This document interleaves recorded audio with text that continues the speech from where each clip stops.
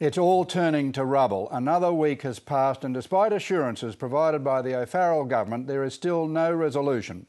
Last week we brought you the story of the Reed Construction Group, now edging even closer to financial collapse. Tonight we can confirm the government is now deadlocked with Reed over claims and counterclaims of monies owed for government building works carried out over the last 3 years.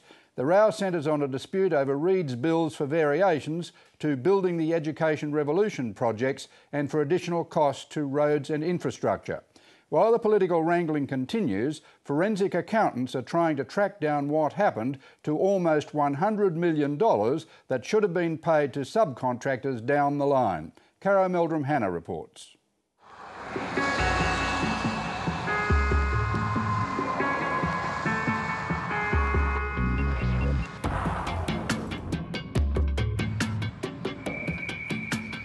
There's a big problem in New South Wales that's not going away. They tell me they've got some serious problems with the state government not releasing any money to them. They say it's significant. And with each and every passing week, the questions keep on stacking up. I know they've been paid off the government, so I don't know where all the money's gone. The government are looking after the big end of town. That's what it's all about. But when it comes to construction company Reed, the latest building giant to hit the skids, has the government been looking after it too little or too much? For the past 4 weeks, the government has been locked in tense negotiations with Reed's executives, arguing over who owes who what. I don't understand why they're even talking to them. I mean, they've broken the Corporations Act. They're not paying their subcontractors. There's projects all over the place that are closed and not operating. There's money owed to people all over the place that hasn't been paid, obviously. A significant fall from grace? From where they were when we knew them, yes, absolutely. Huge. Founded in 1979 and privately owned, the Reed Group was once a darling of Australia's construction industry. Just 5 months ago, Reed looked as if it was at the top of its game. A winning corporate sponsor for the Manly Sea Eagles, Reed appeared to be doing nothing but winning. And off the field, they were awarded a huge amount of government work, and that was very hard for me to understand the amount of significance of government work that they've worked, that they currently got and what they've had of more recent times. The influx of government work began 4 years ago, when the financial crisis hit. Like so many construction companies, Reed needed to diversify and do it quickly. So we're well underway. Reed started pitching for and winning massive government projects, receiving $400 million worth of Building the Education Revolution school projects under the then New South Wales Labor government. They were also given $27 million up front, and on top of that, handsome management fees. Unbelievably, 2 years later, there are hundreds of BER contractors and subcontractors scattered across the state, left unpaid by Reed for the work they performed in good faith. Now there's a new class of victims. I said, I'm sorry, I just can't afford to pay that. Here at Springwood train station at the base of the Blue Mountains west of Sydney are the latest contractors left out of pocket for government work, again under the management of Reed. This time for work on the roads. We were doing work on the Great Western Highway for Reed. We stopped work about a month ago due to non-payments. Tony Babalacci is more than $300,000 out of pocket. He says the money stopped coming from Reed several months ago. But were you assured payment would be forthcoming? Yes. And was it? No, obviously not. The small person's getting pushed out. But amidst all the immediate turmoil at the small end of town, the bigger and longer-term picture is starting to take shape. I think something's got to go back along the tendering process and see what's going on there, because the experienced road builders should have been on that job. It's not the easiest job to do, and basically a novice comes in and gets it. And they got it from the Labor government. But you're being let down by someone higher up the food chain. It's not right. I don't know how you sleep at night sometimes. How does it feel to see them here now and they're offering a helping hand when These projects were awarded by that government. It does seem strange that they're here. They're trying to push the Liberal government into doing something for a project they awarded, and they kept on funding the Reed.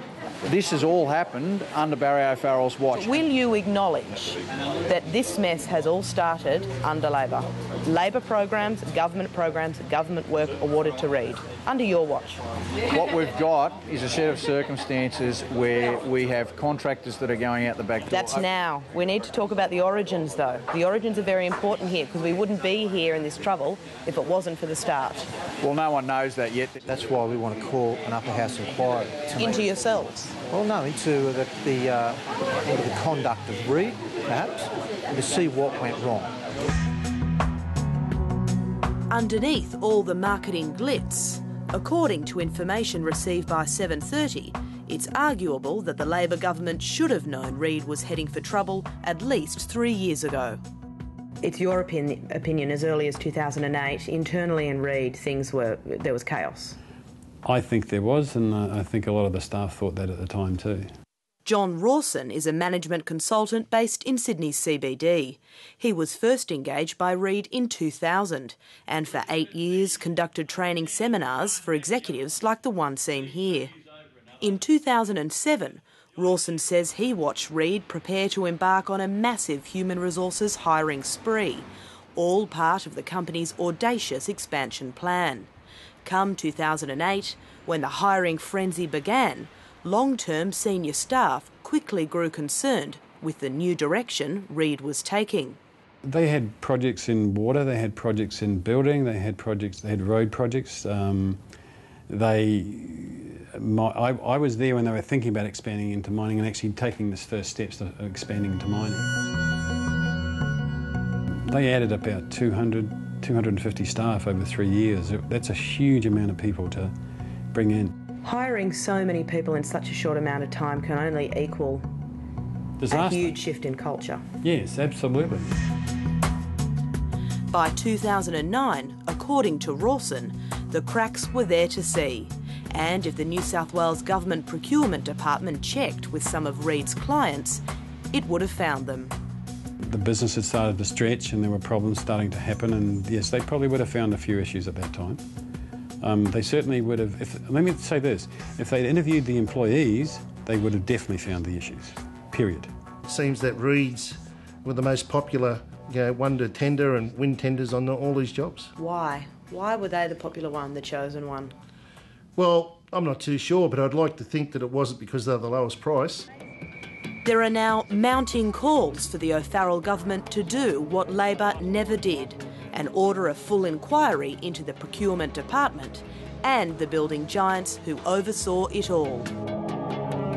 Amidst all of the confusion, what we do know is that Reed is now crying poor, claiming the government has failed to pay for $10 million worth of BER work and variations, and an untold amount more for work on its road and infrastructure projects.